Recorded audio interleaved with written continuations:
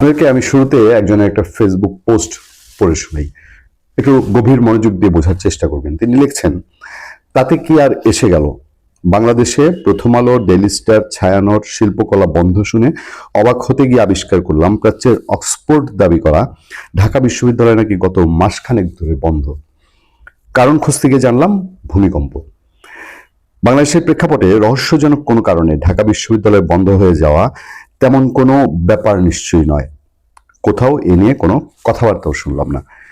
তবে শুনলাম শোকাহত এই দেশে কোনো এক আতিফ আসলাম নাকি এখানে ওখানে গোপনে কনসার্ট করে বেড়াচ্ছেন।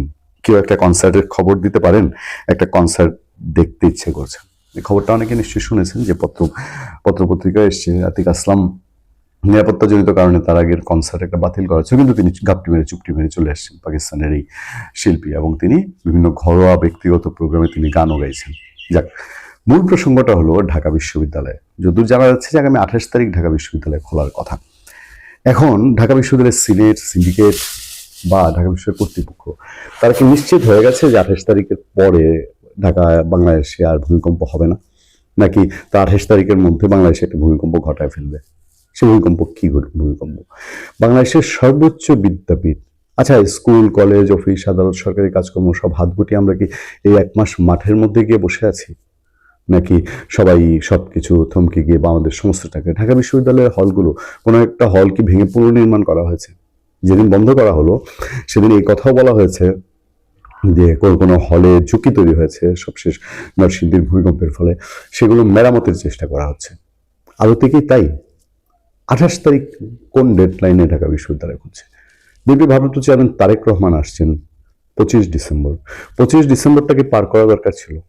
আমি যখন বিভিন্ন জনের সঙ্গে আলোচনা করছি, বলে যে দেখেন ভাই, এই ওসমান হাদির ঘটনা, ওসমান হাদির আক্রান্ত হওয়া, পরে নিহত হওয়ার মধ্যে দিয়ে ঢাকার সহ সারা দেশে যে লঙ্কাকাণ্ড ঘটেছে, বা কেউ আরো বড় লঙ্কাকাণ্ড ঘটানোর চেষ্টা করেছেন, যদি ঢাকা বিশ্ববিদ্যালয় ক্যাম্পাস খোলা থাকতো তাহলে তার অবস্থাটা কি করতো? আর ঢাকা বিশ্ববিদ্যালয় অলরেডি আপনার ইসলামী ছাত্র শিবিরের নিয়ন্ত্রণে, ডাকসুর নিয়ন্ত্রণে।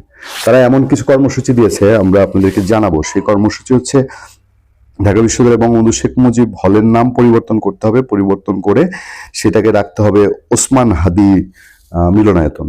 3 দাবি আদায়ে আগামী রবিবার 21 ডিসেম্বর ঢাকা বিশ্ববিদ্যালয় উপাচার্যের কার্যালয়ে ঘেরাও কর্মসূচি ঘোষণা করেছে ডাকসু।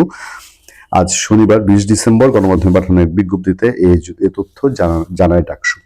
বিজ্ঞপ্তিতে বলা হয়, মুজিব হলের নাম পরিবর্তন করে শহীদ ওসমান হাদি হল করা, ফজিলাতুন্নেসা হলের নাম পরিবর্তন করে ফেলানি হল, মানে বঙ্গবন্ধু এবং বঙ্গবন্ধু স্ত্রী দুজনের নামে যে হল আছে, এরা তো তারা 71 সালকে মুছে দিতে চায়। তো 71-এর এই স্মৃতি বিজড়িত দুইটা মানুষ, 71-এর নায়ক বঙ্গবন্ধু শেখ মুজিবুর রহমানের নাম তো মুছেই দিবে।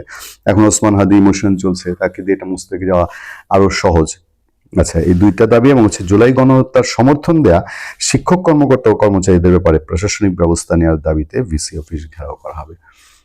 ডাকসু যে কোনো দাবিতে আন্দোলন করতেই পারে, কিন্তু তাদের কি ক্যান্টিনের পাতলা ডাইল ঘন করা হয়ে গেছে? ঢাকা বিশ্ববিদ্যালয়ে পিটায়া দাবড়ায়া ভিক্ষুক খেদানোর যে কর্মসূচি, সেটা সম্পন্ন হয়ে গেছে, এখন আর কোনো কর্মসূচি পাচ্ছে না।